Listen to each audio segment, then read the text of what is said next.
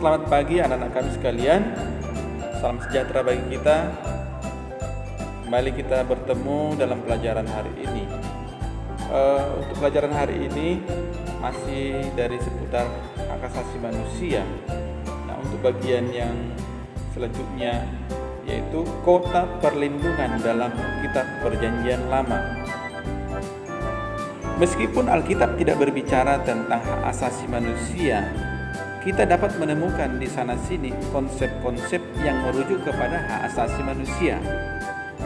Dalam Bilangan 35 ayat 9 sampai 34, Allah memberikan perintah kepada Musa untuk membangun kota-kota perlindungan agar orang-orang yang tidak sengaja menyebabkan kematian orang lain tidak dibalas dengan dibunuh. Ia dapat melarikan diri ke kota-kota perlindungan yang jumlahnya cukup banyak, yaitu 6 kota.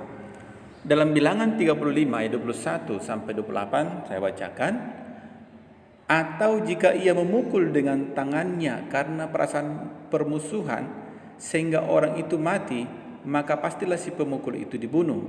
Ia seorang pembunuh. Penuntut darah harus membunuh pembunuh itu pada waktu bertemu dengan dia. Tapi ayat yang ke-22 dikatakan, tetapi jika ia sekonyong-konyong menumbuk orang itu dengan tidak ada perasaan permusuhan atau dengan tidak sengaja melemparkan sesuatu benda kepadanya, atau dengan kurang ingat menjatuhkan kepada orang itu sesuatu batu yang mungkin menyebabkan matinya seseorang sehingga orang itu mati, sedangkan ia tidak merasa bermusuh dengan orang itu dan juga tidak mengikhtiarkan celakanya, maka haruslah rapat umat mengadili antara orang yang membunuh itu dan penuntut darah menurut hukum-hukum ini. Dan haruslah rapat umat membebaskan pembunuh dari tangan penuntut darah, dan haruslah rapat umat mengembalikan dia ke kota perlindungan, ke tempat ia telah melarikan diri. Disitulah ia tinggal sampai matinya imam besar yang telah diurapi dengan minyak. Tetapi jika terjadi bahwa pembunuh itu keluar dari batas kota perlindungan tempat ia melarikan diri, dan penuntut darah mendapat dia di luar batas kota perlindungannya, dan penuntut darah membunuh pembunuh itu, maka tidaklah ia berhutang darah. Sebab pembunuh itu wajib tinggal di kota perlindungan sampai matinya imam besar. Tetapi sesudah matinya imam besar, bolehlah pembunuh itu kembali ke tanah kepunyaannya sendiri.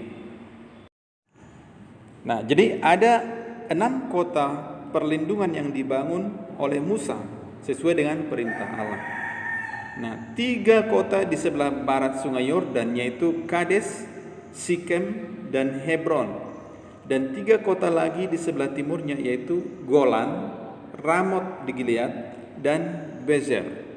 Nah, jadi seseorang yang membunuh atau mengakibatkan seseorang tewas dan ia merasa tidak bersalah atau tidak sengaja telah menyebabkan kematian itu, maka ia dapat melarikan diri ke kota-kota tersebut untuk berlindung. Ia tidak akan dibunuh, tetapi ia harus tinggal di kota itu sampai matinya imam besar yang telah diurapi dengan minyak yang kudus. Nah, jadi kota perlindungan ini berlaku hanya bagi orang yang membunuh secara tidak sengaja. Dengan syarat dia harus tinggal di kota perlindungan sampai matinya imam besar. Nah, kemudian konsep ini diambil alih oleh gereja Kristen dengan menetapkan gereja sebagai tempat perlindungan. Pada tahun 511 dalam konsili Orleans di hadapan Raja Clovis pertama, setiap orang yang mencari suaka akan diberikan apabila ia berlindung di sebuah gereja, dalam gedung-gedung lain milik gereja atau di rumah uskup. Perlindungan diberikan kepada orang-orang yang dituduh mencuri, membunuh atau berzina. Begitu juga budak yang melarikan diri akan diberikan perlindungan, namun ia akan dikembalikan kepada tuannya bila sang tuan mau bersumpah di atas Alkitab bahwa ia tidak akan bertindak kejam. Pemahaman tentang kota-kota perlindungan seperti yang dibicarakan dalam kitab Bilangan pasal 35 ayat 22 sampai 28 tadi menjamin perlakuan yang lebih adil bagi orang-orang yang terlibat dalam kasus seperti di atas. Nah, dalam keadilan inilah yang dapat kita lihat dalam hukum modern ketika hakim mempertimbangkan berbagai sisi dari sebuah kasus kriminal. Nah, jadi hak asasi manusia memberikan perlindungan yang paling mendasar kepada setiap orang, apapun jenis kelamin, warna kulit, agama dan keyakinan, usia, kondisi fisik dan mental, dan lain-lain.